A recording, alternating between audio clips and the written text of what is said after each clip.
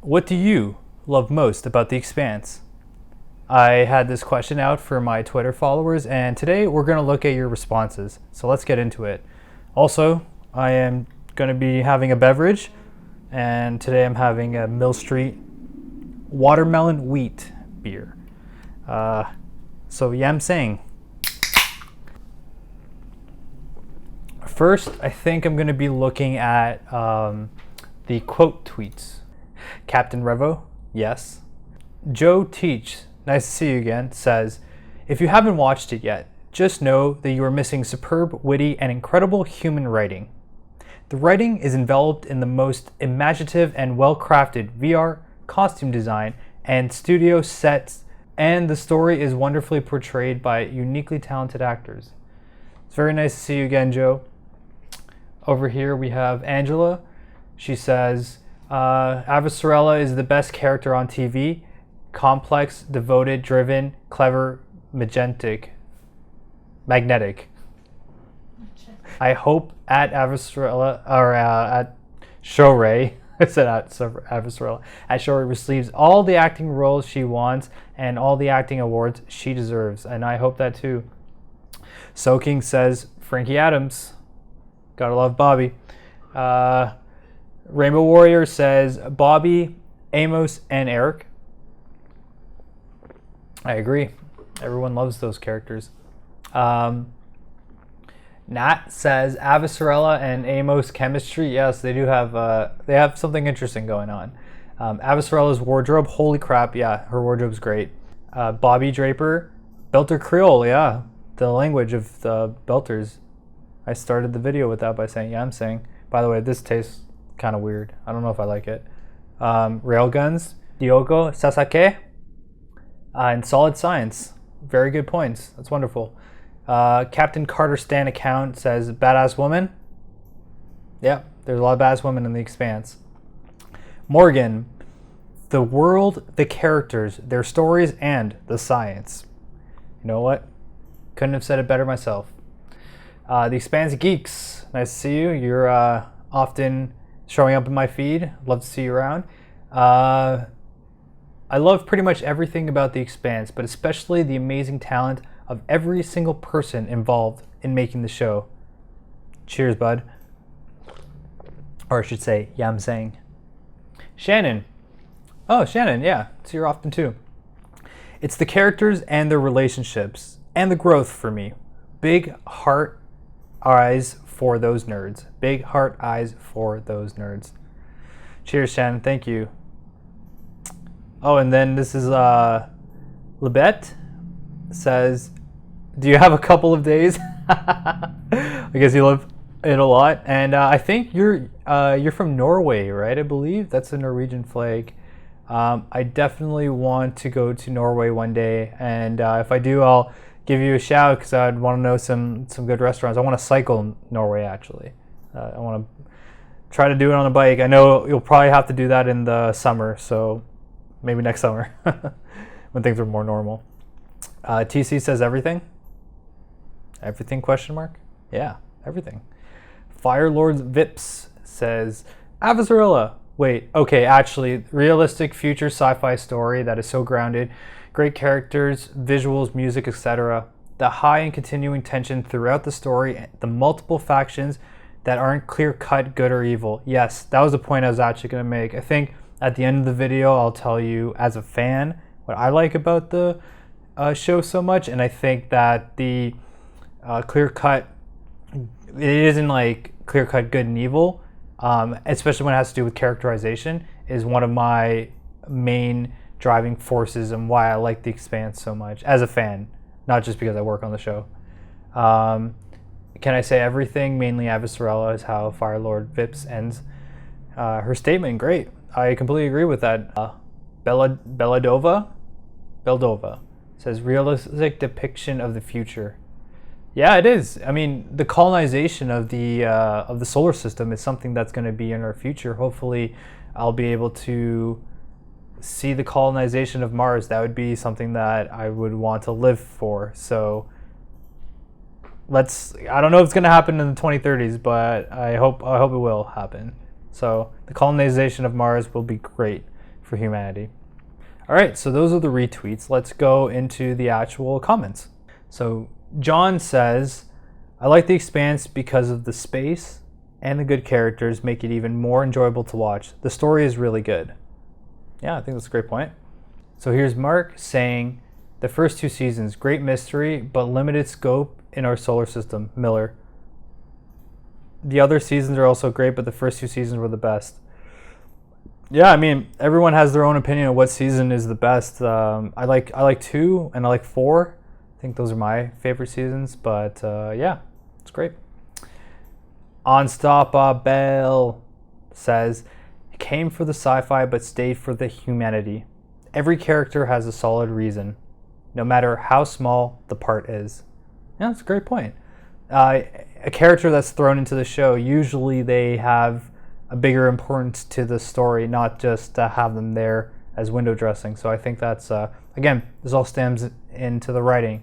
The writing needs to be strong in a show, or else the foundation is not going to be great. It can look great, but if the writing isn't there, people aren't going to get hooked onto watching your show. Dale the Grateful One says, realistic space, science, and physics, political turmoil created by still horrible humans, and a huge alien mystery story, space opera. Yeah, you know what? There's a lot of politics in the show, but it's not boring, and of course, huge alien mystery, like who doesn't like that? Galen says, impossible to answer that in a tweet. Fair enough. Belter Girl says, if I must choose one thing, the hard sci-fi. Yeah, that's the flagship element of the show is the term hard sci-fi. I don't have to explain what hard sci-fi is. You know what hard sci-fi is. A lot of people are probably going to say stuff that has to do with the science or the physics as their favorite thing, but we'll continue reading on. Jason says, the characters, the story, so many things. Osk says, the acting. At String Along Rainbow says, the decency at the core of the main characters. They're likable, lovable characters. Flawed for sure, but lovable. So many futuristic stories have jaded, cynical main characters I can't care enough about to stay interested in the story. Yeah, it's a good point. I mean, at the end of the day, what is story without character? When it comes to television, characters like fictional, dramatic television is all driven in character focus. I did take screenwriting in university, and the whole thing was like right from the beginning. We just focus on character, building a character, and then from there you can flesh out your story. So character is very important when it comes to screenplay writing. Dishime says, it's sorry if I pronounce anybody's name incorrectly. It's diversity, the relative realism in space, and the hashtag screaming firehawks. Philip says the protomolecule. Digital Hermit says, I like it because it seems like a plausible universe. That plausibility extends to the character that seems real and are tasked with the same challenges as normal people. I will never be as heroic, but I get their motivations. I mean, the whole idea is they're relatable. The characters are relatable. JT says the Expanse ... Luke Shepard says, the audacity scope of the story is what I love. The giant arcs that go from humble beginnings and takes humanity to a grand adventure into massive portions of the Milky Way galaxy. Along the way, we see politics, frontiers, wonders, and nervaceous and overwhelming something. Huh. What is that something? Protomolecule, probably. The King Oneer says, true science. Kevin replies with, the intertwined stories. Remember S1, where the stories of Holden and crew Miller, Avasarala seemed isolated stories, but end up being a big plot. It's like Game of Thrones, but in space. I've heard that so many times. Actually, that was when we first started working on the show. We were like thinking, what is this show? Like, what is the best way to describe the show that to someone who has never read the books or anything, starting from season 1? And we kept referring it to Game of Thrones in space because of the scale, the characters, just everything. It's just huge space opera, right? So Game of Thrones in space was something that we were talking about right off from the beginning, and I'm glad people have also felt similar that it is Game of Thrones in space. Especially because back then, this is before season 8, so Game of Thrones was great before the last season. This person says, the physics. Belinda, nice to see you. For the sakes of keeping it simple, Amos, thank you for keeping it simple because I have to read all these. So, yeah, Amos is great. Matt says, the battles feel realistic. They do. They really do. Literally, Avasarala or at Shorey, of course. She's great. We're seeing more Avasarala love than we do Amos. Usually Amos is everyone's favorite characters. Blue Cat, nice to see you again, says everything. Xiphoid Max says the boundless creativity. Casca says, what's not to love? The believable/relatable characters you actually get attached to because they're not one-dimensional. Exactly. The characters have depth. They're likable. They're relatable. They have justification for their actions. Very not one-dimensional. Every character has multiple layers to them. The science, exclamation mark. Alien tech, exclamation mark. A detective story that spans across space. Not boring politics. Yeah, I mean, some people might think some of the political stuff is boring, but there's usually like such a big overarching plot element that's happening in the background that I think is making some scenes that seem a bit more political more interesting, I guess. I'm just thinking now about maybe the anytime we're like in the UN situation room, that people can say, oh, this is kind of dry, but usually there's something like really intense happening outside of the room. So yeah, I think it's not boring politics is a good point. Bobby kicks ass. Bobby does kick ass. Dedication of everyone behind the camera for the accuracy and cool detail. I mean, racing stickers on the Razorback, for crying out loud. That is some sick detail. Martin says, the holistic approach to the story and the way it still both surprises and connects to the early books. It just seems so master plan-y. Yeah, it does seem very master plan-y. I also have a theory about like the world of story and like the Expanse as a whole. I have like an overarching theory about the explanation of everything, including the proto-molecule, and it's kind of far-fetched, and I have no, like, this is just a fan theory. I haven't talked to any of the writers about it, the book, or the writers of the TV show, but I have a crazy theory, and I think it would be really cool, but maybe I'll make a video about that on its own. It'll be my crazy Expanse theory. I don't know. I think it'll make a good video, but let's continue. Lynn says, what I love most of it is all of it. Well, there might be a player or two who threw me out of the story briefly, but easy enough to overlook. Fair enough. I'm very open to criticism of all sorts. Alice says, the amazing cast, the intelligent writing, and the science.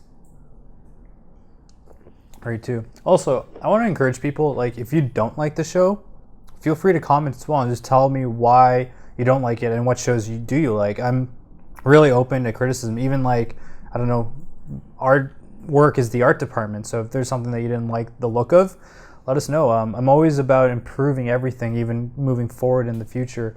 And being open to criticism, I think, is very important, no matter what anyone says, because fans are the driving force of everything when it comes to, like, you know, television, when it comes to comic books, when it comes to all that stuff. And listening to your fans is very important too. So yeah, feel free to comment on anything that I post, positive and negative. Just please make it coherent so I can actually like understand what you're trying to say, please. That's all I ask. Chucky says, the fandom, the Screaming Firehawks worldwide, the actors who are so genuine with the fans. Good points. Jim says, the science. Christina Ward, nice to see you again. Always happy to see you around. My Screaming Firehawks found family. Yeah. I guess, yeah, we are a family. Under the umbrella of the Screaming Firehawks. That's our flag that we fly under. David says, how it set up the incredible, intricate, and realistic sci-fi story. Then 1/4 of the way through, the dynamics turn and everything established turns on its head. I can't wait for Leviathan Falls to see how it all plays out. Yeah, it's going to be interesting how the last book kind of wraps everything up.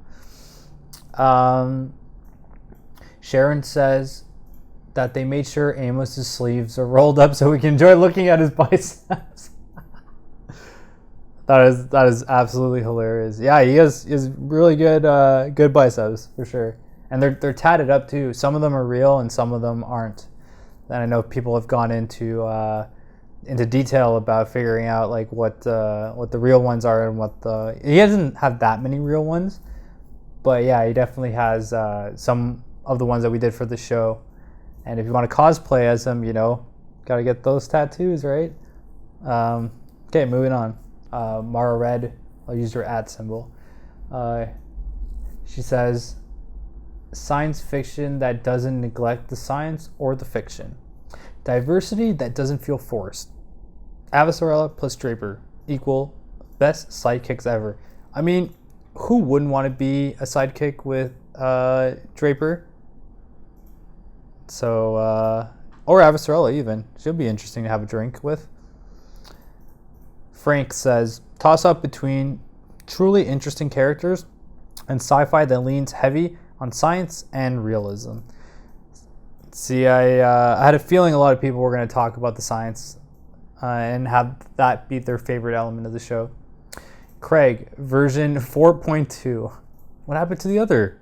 What happened to version 1, 1.2, 2.2, 2.1? Everything, but mostly Avasarala. What a character, and brilliantly portrayed by Shorey. MJ says, Amos and Bobby. MJ also says, and my Screaming Firehawks, of course. That's very cute. Steve says, Gravity is the main character, protagonist and antagonist. Yeah, I'd say it's more than gravity, though, because it's like, you can have weird gravity and still have oxygen, right? But in the vacuum of space, I would say space is the main character, protagonist and antagonist, because gravity plays a factor in a lot of things, but the vacuum of space, hard vacuum, is like, that's like literal death outdoors. Of course, unless you have a super oxygenated syringe to inject into yourself while your belter body is exposed to it and you're flying towards another spaceship.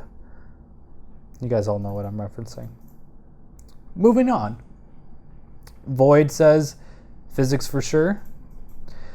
Sean says, the characters are treated like real people, not stereotypes or monoliths. Yeah, I mean, the whole idea with the characters in The Expanse is that you can see yourself in them, you can see them being your friends, and you can see them actually existing, almost like The Expanse. Like, the characters are so believable in The Expanse, it almost seems like, are we watching a fictional show, or is this like a documentary?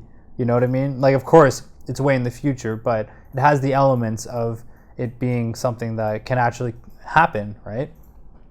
So Colin says all the small details. There's a lot of detail in the show. Lily says everything. Cast, writing, inclusion of all the science. There we go. Pauline says everything, ? Realistic future, real science, diverse actors, relatable characters, and fans who are both devoted and kind. Oh.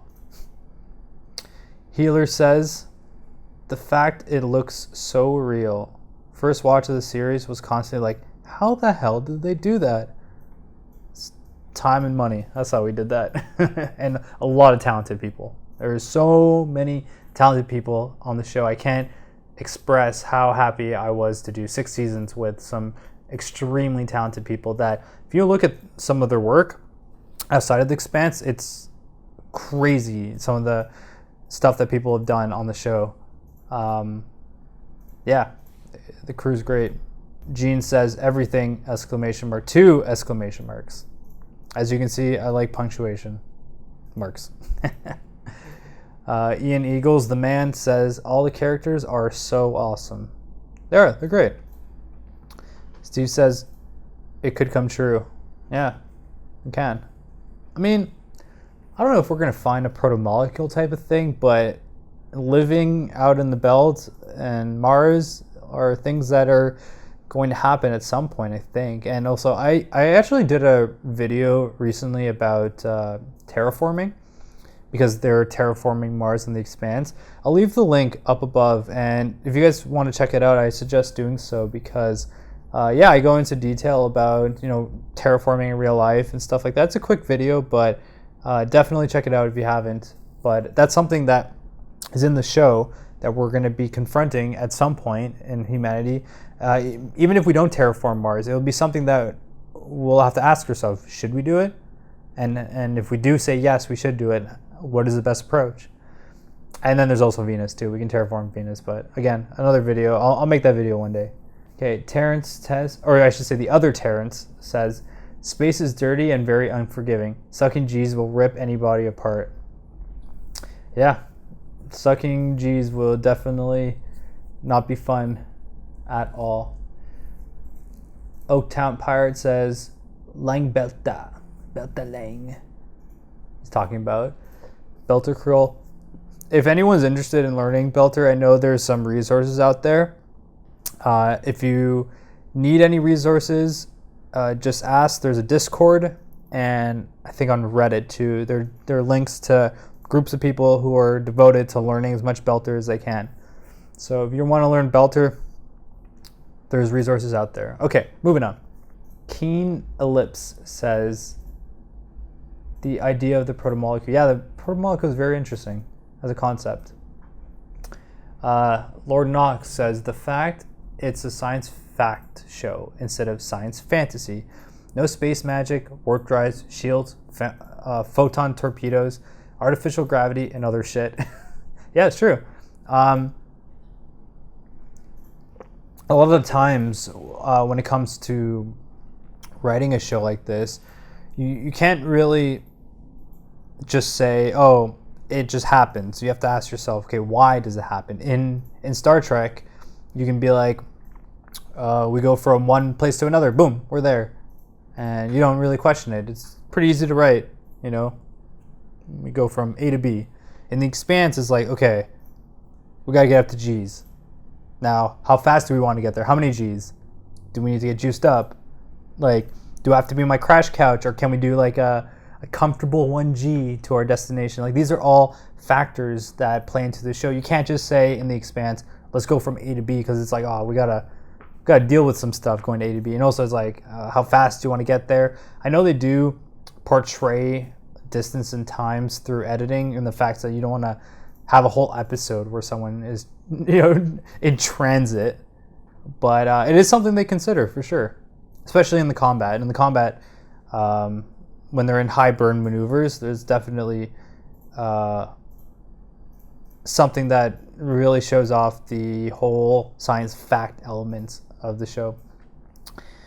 James says CQB. Dope. Wave04 says the ships look cool. You know what? Some people just like the Expanse for the ships. And you know what?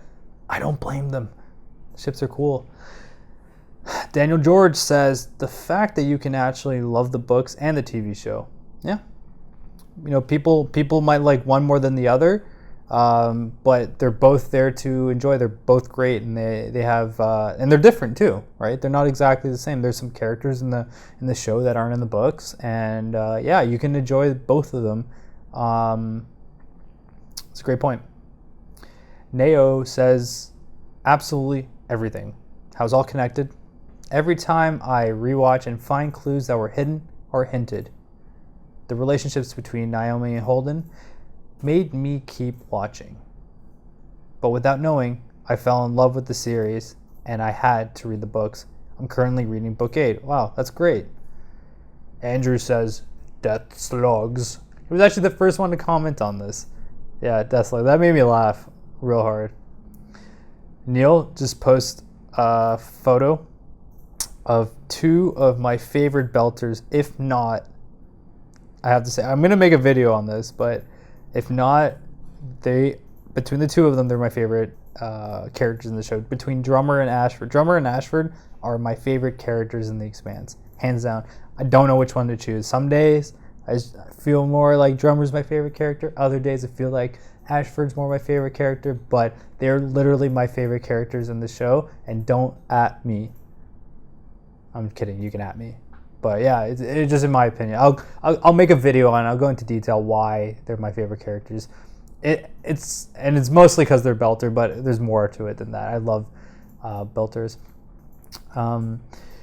Let me get back to you on this. Says at The Expanse at Shorey that the science is accurate and the acting is just supreme. Awesome. Evelyn says the character development. Realistic human responses, science, and quality storytelling. For the show, I'll add phenomenal production, quality, and attention to detail. Leonard says good story. Laura, everything. I'm right now watching it for the 4th time. The science is definitely a highlight, but the characters are stellar. Great point. Barbara. All the strong characters with 3 emojis. This emoji, and a angel emoji. What is that? A little with a ring on its head. Crystal, nice to see you again, Crystal. The multicultural aspect blending with science fiction. That's a great point. And I love The Expanse too because it's multicultural and diverse without trying to be. It's just a thing in the future that, people from Earth, all types of people left Earth and went to the Belt. And the borders that we have today are blended in the sense that, the world is multicultural and the show makes a point of it without acknowledging it. It's just a thing. It's like, The Expanse is multicultural. Let's move on to the story and the proto-molecule, right? That's what I like about it. So, Andrew, hashtag The Expanse says, the secondary characters, even the small roles have impact and they are not just background. The pilots of the Donager, the big guy in Ganymede, Ashford's engineer, Ashford's Martian prisoner, the forest campfire guy, season 5. Oh yeah, the forest campfire guy, I remember him. Yeah, and Kevin is sad about the Donnie.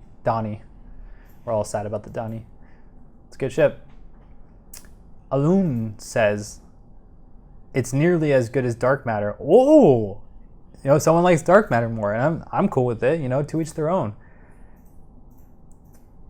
I wish they elaborated why... Alun, if you were seeing this, can you explain why you like Dark Matter more than The Expanse? And I'm totally cool with you liking Dark Matter more. Dark Matter, I haven't seen it. It's a really good show from what I've heard, and I actually know people work on it too. So definitely shouts out to Dark Matter. And Alun, please tell me what you like about Dark Matter, and should I get into it, and where can I watch it? Let's say that. B. Kingsley says Naomi and Camila drama. Yes. Great characters. They also have a little thing going on too. Kind of into each other. I don't know. Maybe. Okay, Ben says everything ? Midnight says hard science, realistic politics, diverse cast, and hopeful view of the future. The ships and Avasarela's swearing. Avasarela's swearing is definitely a plus for sure. Akucha Tank says the music is reflective on the population. The music is reflective of the population. Not exactly sure what you mean, but cool. Captain Carter says the badass women. Yep. With a photo of Avasarela saying the fight is not over, or a GIF, I should say. Sean Kelly says the science.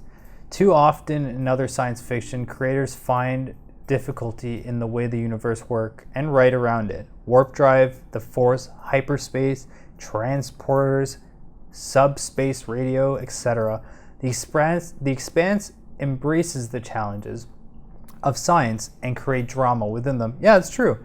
We don't have excuses for the way the universe works. We use things that are a bit more grounded and based in science. So yeah, that's a great point.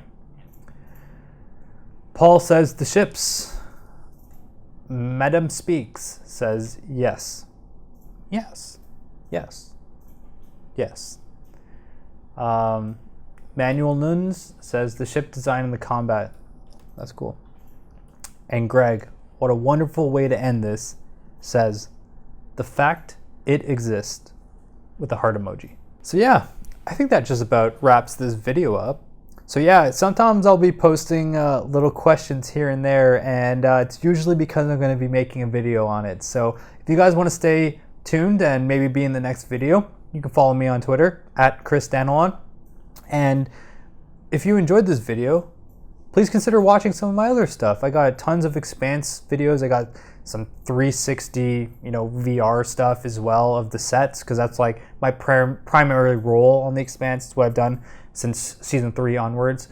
And yeah, again, thanks for watching. Peace.